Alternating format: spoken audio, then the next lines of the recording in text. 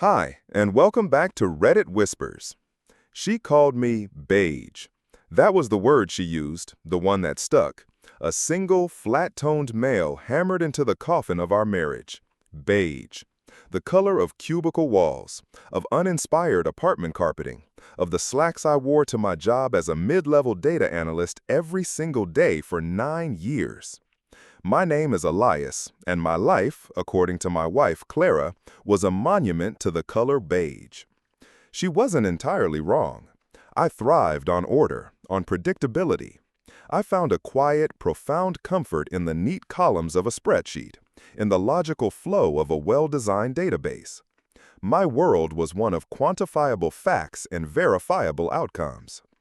I woke up at 6:15 a.m. every morning. I had 1 cup of black coffee and a bowl of plain oatmeal for breakfast. I drove the same silver sedan, a car chosen for its safety rating and fuel efficiency, not its personality, down the same route to the same office building. I ate lunch at my desk at 12:30 p.m., usually a turkey sandwich on whole wheat. I left work at 5:05 p.m. My evenings were spent reading nonfiction, mostly biographies of engineers and programmers, or watching documentaries about how things were made. To Clara, this routine was not a sign of discipline. It was a symptom of a terminal illness of the soul.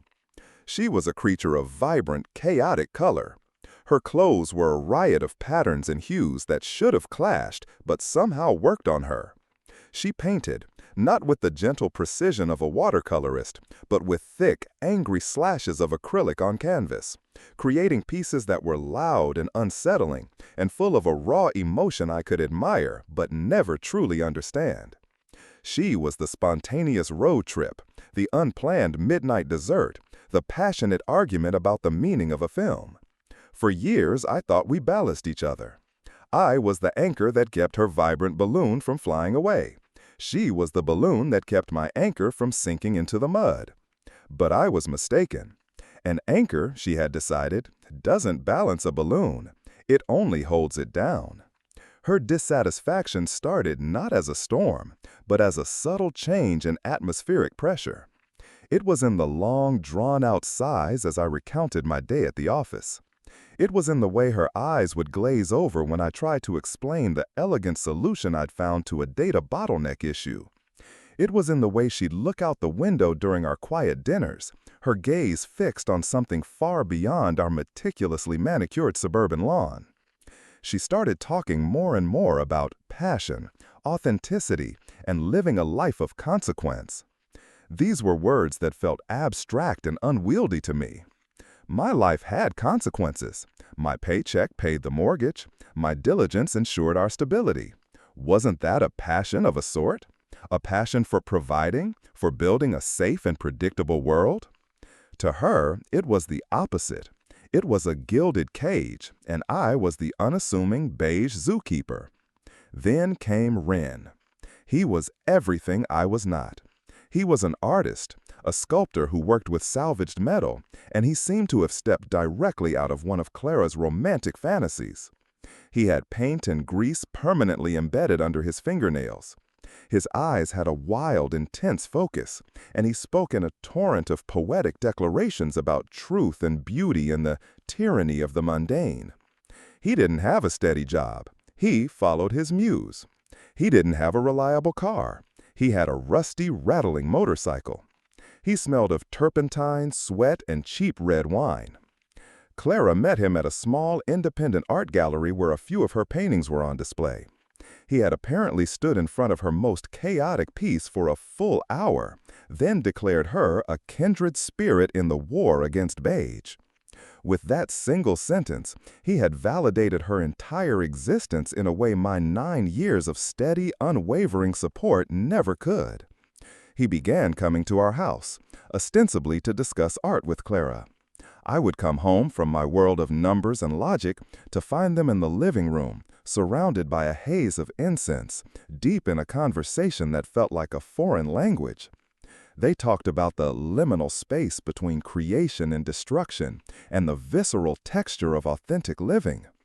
I would sit in my armchair, the quiet data analyst in his beige slacks, and listen as this man with his dramatic pronouncements and paint-stained hands systematically dismantled my wife's contentment with the life I had so carefully built for her. He made my stability seem like stagnation, my reliability like a lack of imagination. I was the spreadsheet. He was the explosive abstract painting. The end, when it came, was both a complete shock and the most predictable outcome in the world. It was a Tuesday evening. I was balancing our checkbook. Clara stood in the doorway, her arms crossed, her face a mask of tragic resolve. She delivered the speech she had clearly been rehearsing for weeks. "I can't do this anymore, Elias," she began, her voice trembling with manufactured sincerity. "I'm suffocating. I look at my life, at this house, at this perfect, predictable schedule, and I feel nothing. It's like living inside a spreadsheet. Everything is neat and orderly and completely, utterly dead. You are a good man. You are kind. You are responsible. But you are beige. Your soul is beige. I need color. I need chaos. I need to feel something, even if it's pain. Ren sees me. He sees the fire in me, not just the wife who remembers to buy milk. I'm leaving. I'm going with him. We're going to live, really live." I didn't argue. What was the point? Arguing with her would have been like trying to use logic to debunk a poem. The numbers were clear. She had run the calculations, and I was no longer a viable asset in the portfolio of her life. She packed a single worn leather bag, stuffing it with bright scarves, art supplies, and a few volumes of poetry. She left behind the designer clothes I bought her, the comfortable furniture, the entire infrastructure of the stable life she now despised. The last thing she said to me, her hand on the doorknob, was, "I hope one day you find a passion, Elias. Something, anything, something that makes you feel alive." Then she closed the door, and the click of the latch was the final, definitive entry in the ledger of our marriage. I was alone in the quiet, orderly house. The silence she left behind was different. It wasn't the peaceful, companionable silence we once shared. It was a hollow, echoing void. And in that void, I didn't feel sadness, not at first. I felt a strange, unfamiliar sense of relief. The performance was over. I no longer had to pretend to be interested in the emotional resonance of a piece of art. I no longer had to feel the sting of her quiet disappointment. The balloon had cut its own string. The anchor was finally at rest on the seafloor. But she and Ren and the entire world had no idea what that anchor was truly made of. They didn't know what I did after our quiet dinners, after she had gone to bed complaining of the crushing monotony of it all. They didn't know about my other life, the one that existed entirely within the four walls of our garage. The garage was my sanctuary. To Clara, it was just a dusty, cluttered space where I kept the lawnmower and my tools. She hadn't set foot in it for years. But for me, it was a laboratory, a command center, a portal to a world of infinite possibility. The moment I stepped through the door from the kitchen into the garage, the beige world of Elias the data analyst fell away. Here, under the harsh glare of fluorescent work lights, I was a different person. The air smelled of solder and ozone, not potpourri.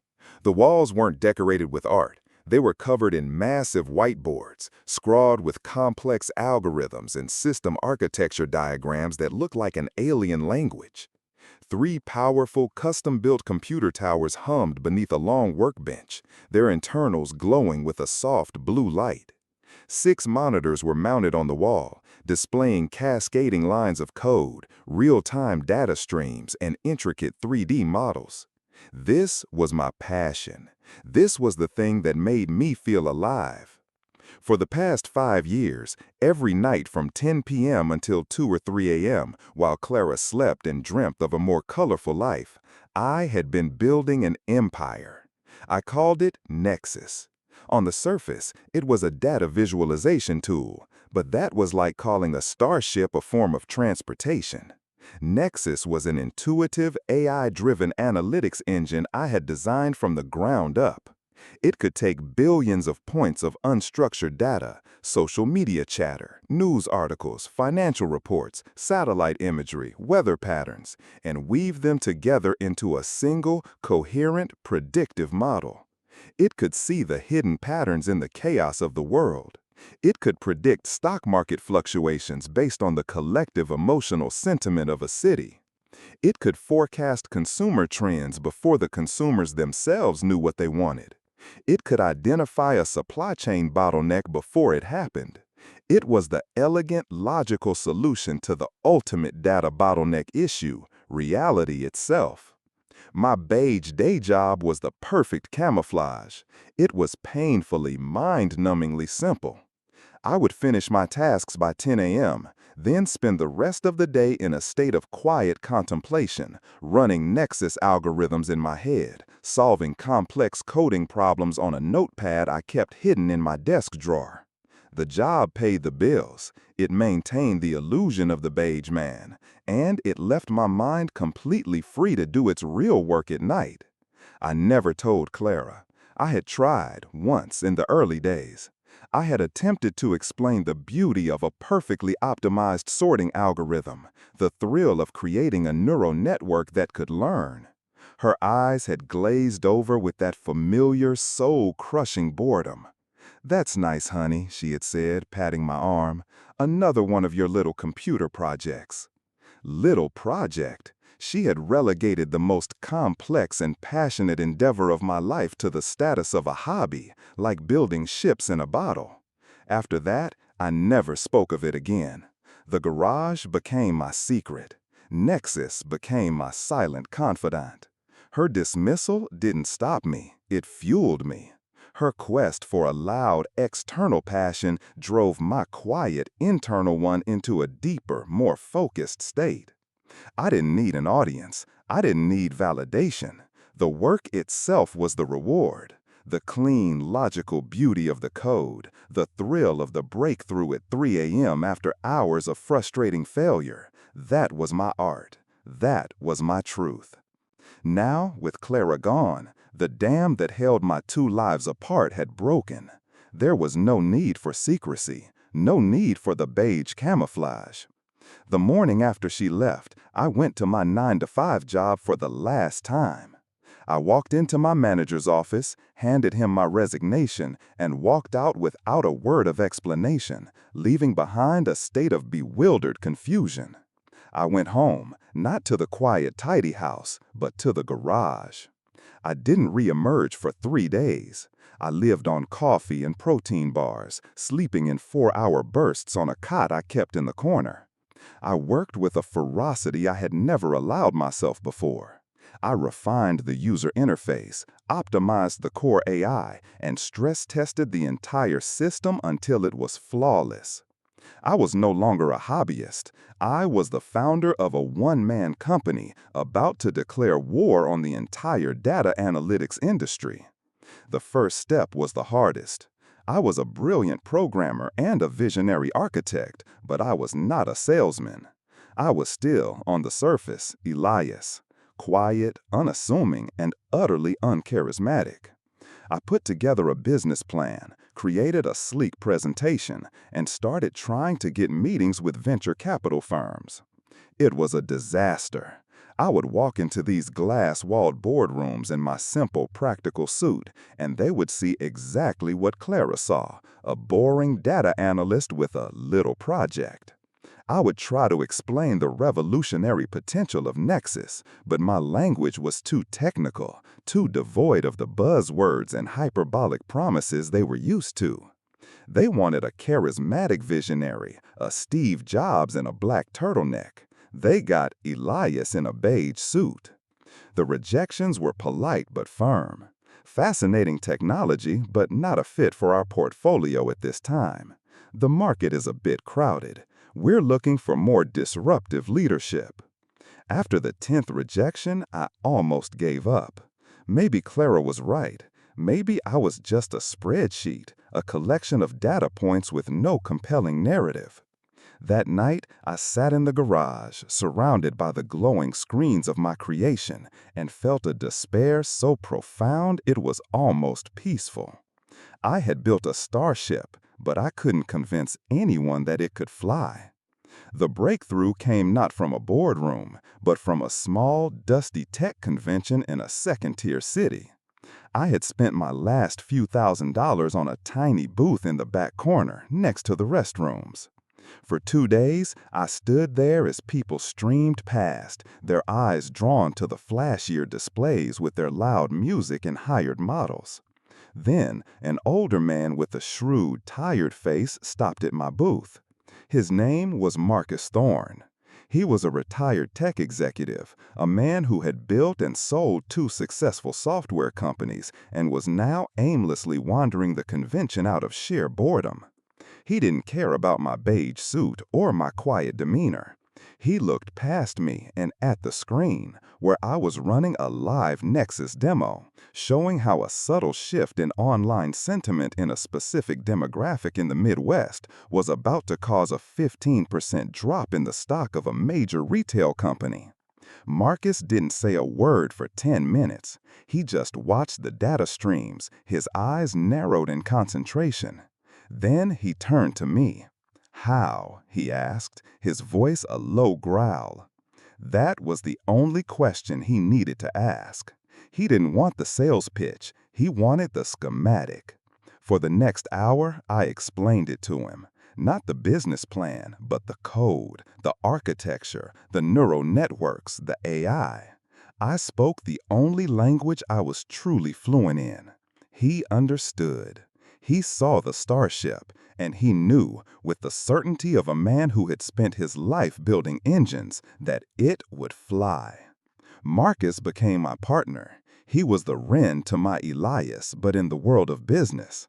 He was charismatic, ruthless, and he knew how to speak the language of money and power. He became the CEO of Nexus.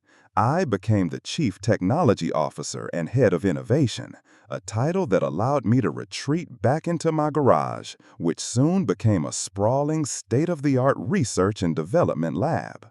Marcus handled the fundraising, the marketing, the schmoozing. I handled the product. I built the team, hiring the brightest, quirkiest, most antisocial programmers I could find, people who, like me, were more comfortable with a keyboard than a conversation.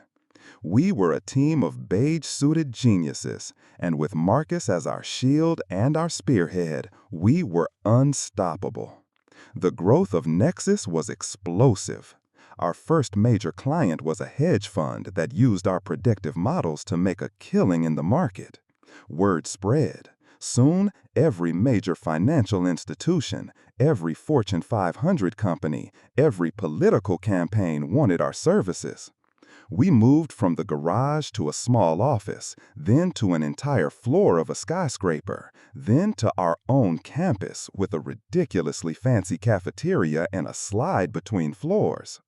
The money was abstract, a series of numbers on a screen that grew so fast they lost all meaning.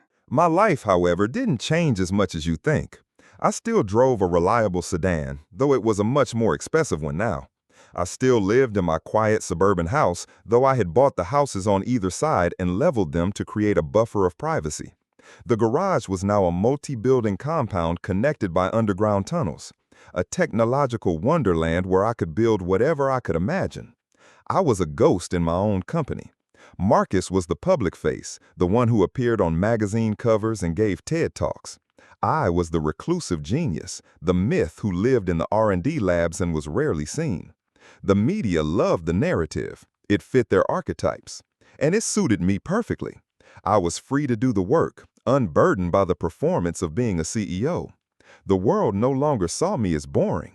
They saw me as an enigma, which, I learned, is what they call boring people once they become successful. Years passed, 5 of them.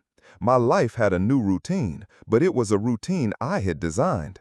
It was a routine of creation, of problem solving, of leading a team of people who shared my passion for the elegant, logical beauty of a complex system.